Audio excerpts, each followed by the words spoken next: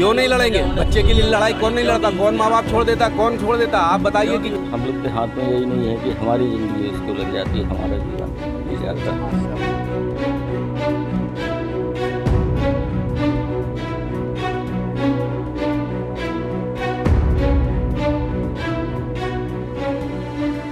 पुणे के कल्याणी नगर में हुए पोर्श एक्सीडेंट के बाद पूरे देश की नज़र इस घटना पर है। मामले में नाबालिग को जुवेनाइल जस्टिस बोर्ड के समक्ष पेश किया गया और 24 घंटे के अंदर उसे 300 शब्दों में यातायात नियम के लिए निबंध और 15 दिन के लिए ट्रैफिक कर्मचारी के साथ रहने के लिए आदेश देकर जमानत दे दी गई। इसके बाद पूरे देश में इस निर्णय की कड़ी निंदा हो रही थी। अब बोर्ड ने आरोपी की जमानत रद्द कर उसे किशोर सुधार गृह भेजने का फैसला किया।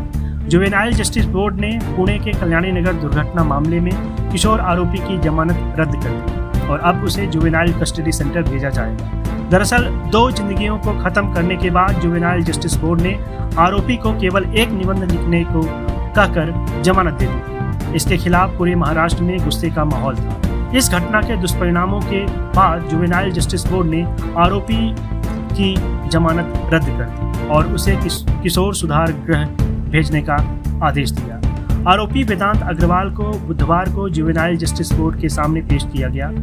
इसके साथ ही आरोपी के खिलाफ लगाए गए अपराध की धारा बढ़ा दी गई। आरोपी के खिलाफ धारा 185 के तहत शराब पीकर गाड़ी चलाने का नया मामला दर्ज किया गया। इस मामले में पुणे पुलिस ने अदालत से अनुरोध किया कि नाबालिग आरोपी के खिलाफ गैर इरादतन हत्या का मामला दर्ज करने की इजाजत दी जाए, क्योंकि यह अपराध गंभीर है। कोर्ट ने पुलिस की अर्जी पर सुनवाई की, लेकिन आरोपी होश में नहीं था, इसलिए पुलिस की जांच के बाद यह तय करेगी। प्रशासन ने उच्च स्तर के नेता और रसूखदार लोग इस बिटिया को ऐसे लड़के ने एक्सीडेंट किया है जो कि बहुत ही बिल्डर्स है, बहुत बड़ा बिल्डर्स है अग्रवाल। इसने उस बच्ची का एक्सीडेंट कर दिया। उसके बाद ये कोर्ट से और थाने, हमारी पुलिस प्रशासन और हमारा संविधान क्या बोल रहा है इस समय कि ऐसे 1 घंटे में जमानत हो जाती है। किसी की जान चली जाए और 1 घंटे में जमानत। कोई का भी बच्चा, अगर उनका बच्चा चले जाएगा तो 1 घंटे में कहीं जमानत होती है। आज गरीबी का कोई भी आदमी ख़त्म हो जाता है या कुछ हो जाता है तो उसकी कभी जमानत नहीं होती। और ये ऐसे रसूखदार, ऐसे बिल्डर्स लोगों के, ऐसे हरामखोरों लोग के एक्सीडेंट करे बच्चों का 16, 17 साल में, जिसमें एक्सीडेंट में अपना लाइसेंस वो नहीं होता, उसके बाद भी इनका लाइसेंस कहाँ से बन गया और इनने गाड़ी मारी और इसको छोड़ा कैसे गया?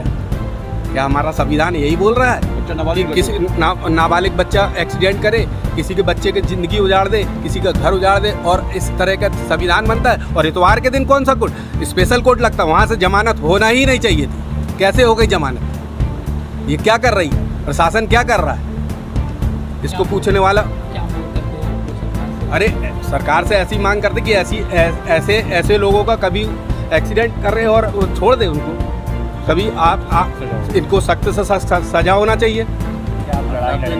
क्यों नहीं लड़ेंगे? बच्चे के लिए लड़ाई कौन नहीं लड़ता? कौन माँ बाप छोड़ देता? कौन छोड़ देता? आप बताइए कि किसी की जवान लड़की खत्म हो जाए तो छोड़ देगा क्या? लड़ाई क्यों नहीं लड़ेंगे?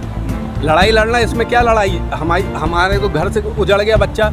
आशी के स्वभाव के बारे में तो व्याख्या ही नहीं की जा सकती। इतने सरल स्वभाव की, इतने और सबके बीच में पली बढ़ी और इतने मृदु स्वभाव की बच्ची थी। वो परिवार के लिए कितना बड़ा सहमत है ये? परिवार के लिए इससे बड़ा दुख और भगवान क्या दे सकता है? बस हम लोग के हाथ में यही नहीं है कि हमारी ज़िंदगी इसको लग जाती है, हमारा जीवन नहीं जाता। ये केस जो पुलिस ने विवेचना की है 304A की, इसमें 304A नहीं बनता है, 304 में विवेचना होना चाहिए। और पुलिस पूर्णतः गलत विवेचना करी है, क्योंकि वो दारू पिया था, अपने से दारू पिया था और 240 की रफ्तार से उसने पीछे से हिट किया है। और नया एक्ट में भी प्रावधान आ गया है हिट एंड रन के इस केस में कि 7 साल कम से कम सजा, चाहे नाबालिग हो उसको भी इतनी सजा का प्रावधान बनाया गया है। नया एक्ट जुलाई से लागू हो रहा है। ये पिछले एक्ट में यदि कार्रवाई करना है तो पुलिस इसमें 304A लगा के 304 लगाकर इसको कार्रवाई करना चाहिए, क्योंकि उसमें ये बिल्कुल हत्या का प्रकरण है, ना कि ये लापरवाही पूर्वक गाड़ी चलाने का।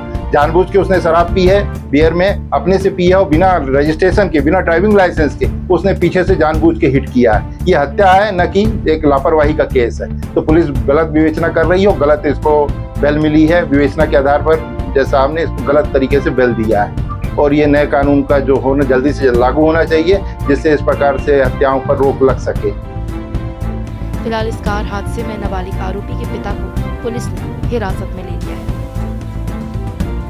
1 से 304 आईपीसी का ऑफेंस रजिस्टर करने का बात हो, या कोर्ट में जो हमने एडल्ट करके ट्रायल करने का बात हो, या फादर और पब्स वालों पे जुवेनाइल जस्टिस एक्ट के तहत गुना दाखिल करने की कार्रवाई हो, पुलिस की भूमिका सख्त पहले दिन से शुरुआत से है। मैं जवाबदारी के साथ कहता हूं कि लीगल प्रावधान में जो भी तरतूद है, उसमें जो भी मोस्ट स्ट्रिंजेंट पॉसिबल जो मार्ग था वो पुलिस ने लिया है। We have adopted the most stringent possible approach and we shall do whatever is at our command to ensure that the 2 young lives which were lost gets justice and the accused gets duly punished.